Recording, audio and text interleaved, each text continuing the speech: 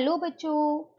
आज मैं आपको कक्षा 7वीं जिसका विषय है गणित, इसकी वर्कशीट नंबर 4 समझाऊंगी, जिसकी डेट है मेरे पास 26 जुलाई 2021। आज की वर्कशीट में हम क्या करने वाले हैं, देखो आपको यहाँ पर कुछ आकृतियां दी गई है। लिखा है निम्न ज्यामितीय चित्रों को उनके नाम तथा दैनिक जीवन में दिखने वाले चित्र से मिलान कीजिए।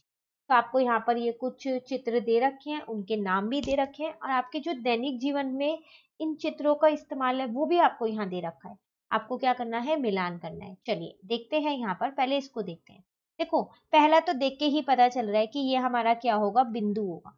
तो आप क्या करना, अपनी कॉपी में ये सारे चित्र बना लेना और उसके सामने उनके ये सारे नाम लिख लेना, उसके बाद मिलान करना। ठीक है। तो पहला हमारे को क्या दे रखा है, बिंदु। दूसरा अगर हम देखें तो इसके दोनों साइड एरो है, इसका मतलब हम इसे दोनों ही दिशा से अभी और आगे बढ़ा सकते हैं। तो ये हमारी क्या हो जाएगी, रेखा, क्योंकि हम रेखा को ही आगे बढ़ा सकते हैं। ठीक है। अब यहाँ अगर हम तीसरा देखें तो इसके दोनों साइड बिंदु हैं, इसका मतलब ये इसके अंत बिंदु हैं। अब हम इसे आगे नहीं बढ़ा सकते और हम इसे माप भी सकते हैं, तो हम इसको बोलते हैं रेखाखंड। ठीक है। फिर यहाँ पर हम देखें तो एक बिंदु है, एक एरो है, मतलब इसको एक दिशा से तो बढ़ा सकते हैं लेकिन एक दिशा से नहीं बढ़ा सकते, है ना। तो इसको हम बोलते हैं किरण। ठीक है।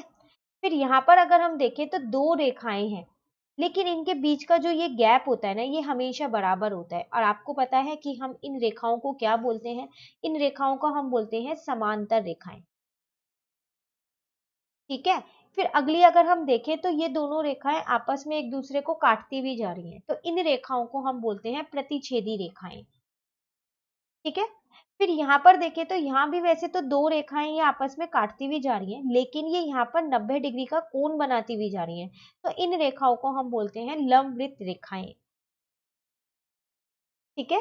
फिर यहाँ पर अगर हम देखें तो यहाँ पर एक ही बिंदु से कई सारी रेखाएं निकल रही है ना, तो उन रेखाओं को हम बोलते हैं समगामी रेखाएं। ठीक है। एक लास्ट रह गया। आप देखो एक रेखा पे 3 बिंदु है, एक ही रेखा के ऊपर है, तो जब एक ही रेखा पे कई बिंदु हो तो उन बिंदु को हम बोलते हैं संरेखी बिंदु। तो ये आ जाएगा 9। तो मैच हो गया। अब आप अपने दैनिक जीवन में देखिए, ये सारी आकृतियां आपने देख रखी हैं, अब इनको भी मैच करना है। तो अगर आप यहाँ पर देखो तो ये जो है, ये क्या है आपके पास, ये है आपके पास किरण, है ना, किरण। ठीक है। और अगर आप इसे देखो तो देखो इसके दो अंत बिंदु हैं। अब आप इस पेंसिल को या फिर जो भी ये कलर पेन है, आप इसे आगे नहीं और बढ़ा सकते हो। तो ये है आपके पास रेखाखंड।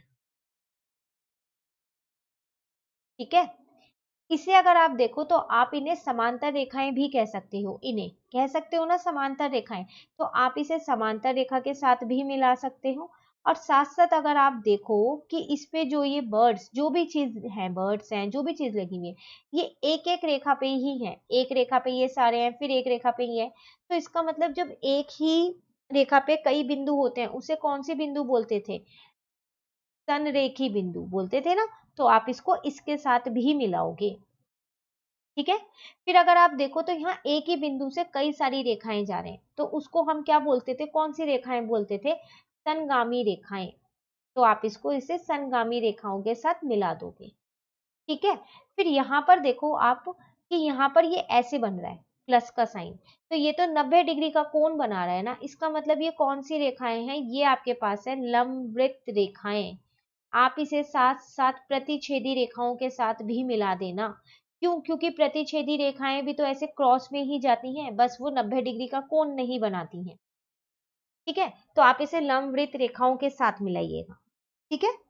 अगला अगर हम यहाँ पर ये लास्ट वाला देखें तो आप देखो, आप इसे रेखा के साथ भी मिला सकते हो। क्यों, क्योंकि इसका तो कभी अंत ही नहीं होगा, जब तक ये रोड चलती जाएगी तो ये रेखा भी चलती जाएगी, तो इसे आप रेखा के साथ मिला दो। ठीक है ना। अब आपके पास रह क्या क्या गया जिससे आपने नहीं मिलाया, बिंदु, बिंदु रह गई। तो बिंदु देखो, आप इसको भी बिंदु से भी मिला सकते हो, ये है ना एक एक बिंदु, तो ये बिंदु से भी मिल सकता है। प्रतिच्छेदी रेखाएं रह गई तो आप इसी को ही उसके साथ ही मिला दीजिएगा। ठीक है।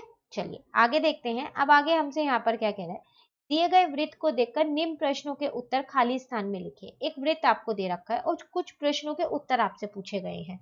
चलो देखते हैं। फर्स्ट में आपसे कह रहा है, बताओ बिंदु ओ क्या है। तो बिल्कुल बीचों बीच है, तो ये तो वृत्त का केंद्र है, जिससे हम वृत्त बनाते हैं, तो इसको हम नाम दे देते हैं केंद्र। ठीक है। AOB जो वृत्त के दोनों साइड टच हो रही है, जो रेखाखंड वृत्त के दोनों साइड टच हो रही है और केंद्र से जाती है, उसको हम क्या बोलते हैं, व्यास बोलते हैं। ठीक है। अब बात आती है AC। देखो ये वृत्त के दोनों साइड तो टच हो रही है रेखाखंड, लेकिन ऐसा जरूरी नहीं है कि ये केंद्र से पास होके जाए।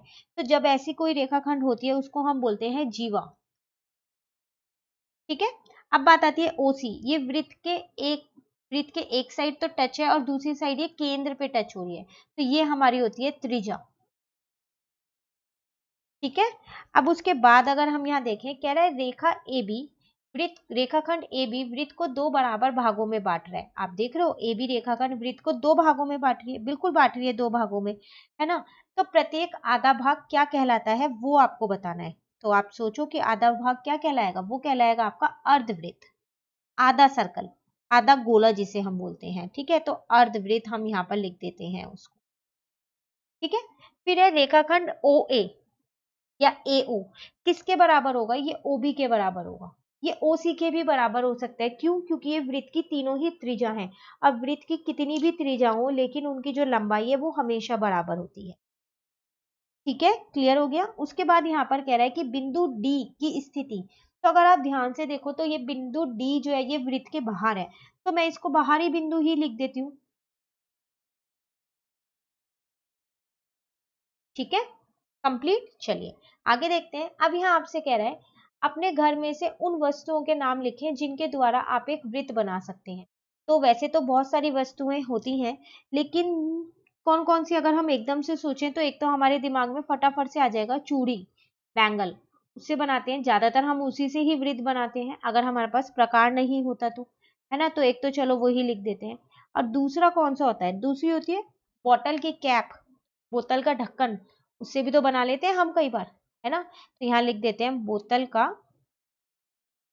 ढक्कन। ठीक है। उसके बाद आपसे कह रहे हैं साथ ही अपने आसपास से कोई दो स्थितियां लिखे जहां आप वृत्त बनते हुए देखते हैं। तो आप अपने आसपास की ऐसी कोई सी भी दो चीजें देखिए जिससे आपको लगता है कि आपने वहां पर वृत्त बनते हुए देखा हो। तो देखो ट्रैफिक लाइट होता है ना, उसमें रेड लाइट ग्रीन लाइट वो वृत्त के आकार की तो होती हैं, तो हम यहाँ लिख देते हैं